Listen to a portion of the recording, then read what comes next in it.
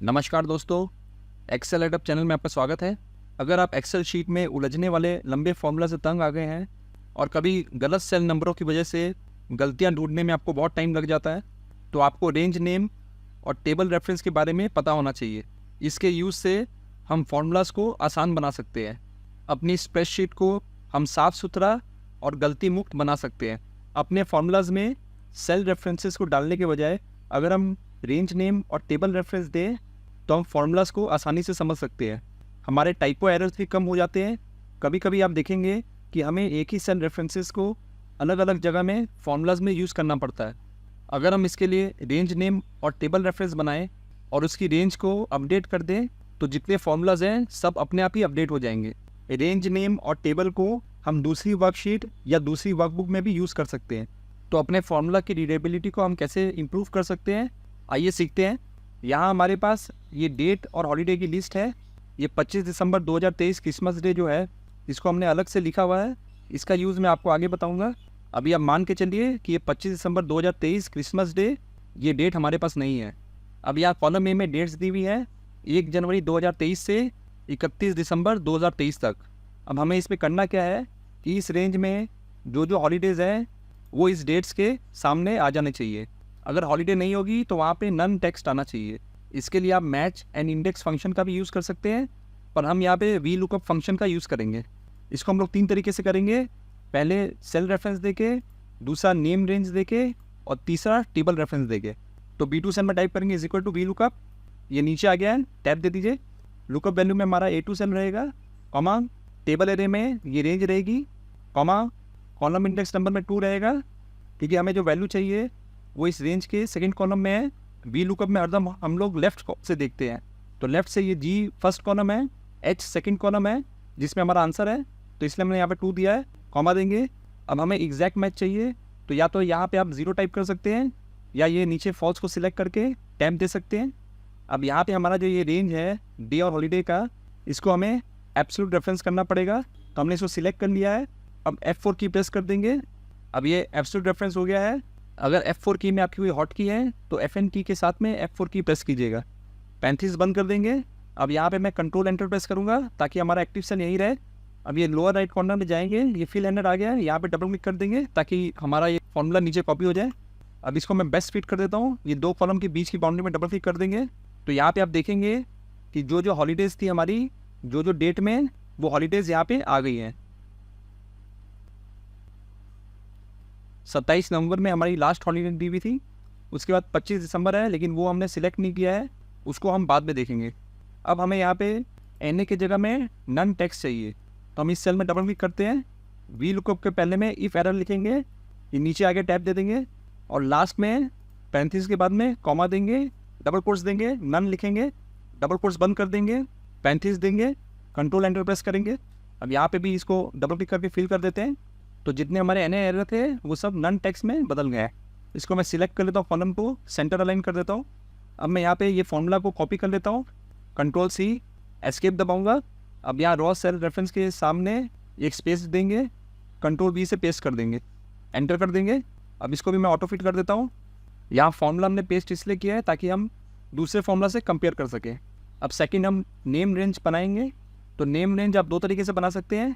एक, ये रेंज को सिलेक्ट कर लीजिए, यहाँ ये नेम बॉक्स में क्लिक करके जो आपको रेंज का नाम देना है वो टाइप करके एंटर प्रेस कीजिएगा, तो नेम रेंज बन जाएगी।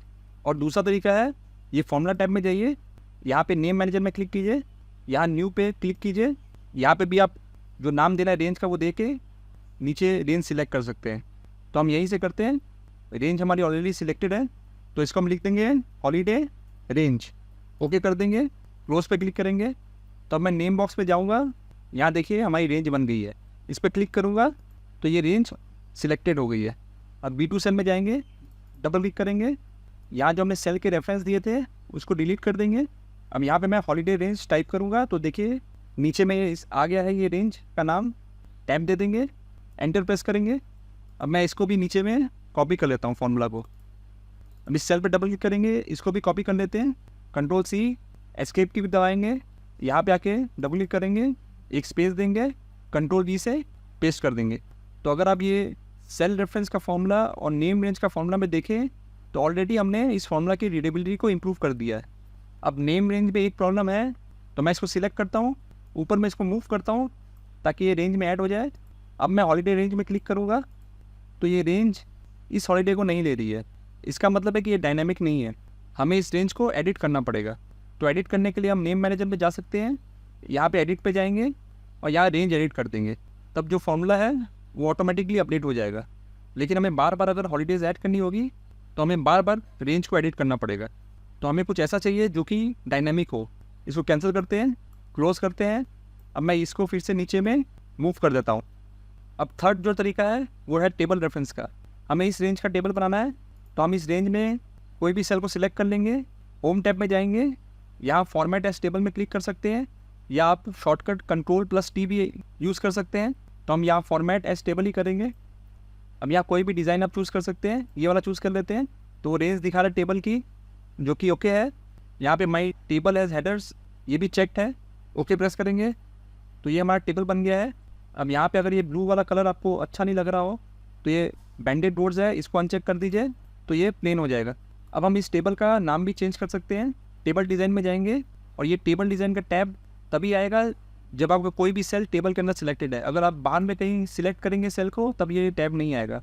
तो हम टेबल के अंदर में कोई भी सेल को सिलेक्ट करते हैं, टेबल डिज़ाइन में जाते हैं, यहाँ पे देखिए टेबल नेम टेबल 1 है, इसको चेंज कर देते हैं, हॉलीडे टेबल कर देते हैं, एंटर प्रेस करेंगे तो अब इस टेबल का नाम हॉलीडे टेबल हो गया है। अब B2 सेल में जाएंगे, डबल क्लिक करेंगे, ये हॉलीडे रेंज को डिलीट कर देंगे, फिर से हम यहाँ टाइप करेंगे हॉलीडे, तो देखिए नीचे हॉलीडे रेंज भी आ गई है, हॉलीडे टेबल भी आ गया है। तो हम हॉलीडे टेबल को सिलेक्ट करते हैं और टैब देते हैं, कंट्रोल एंटर प्रेस करेंगे।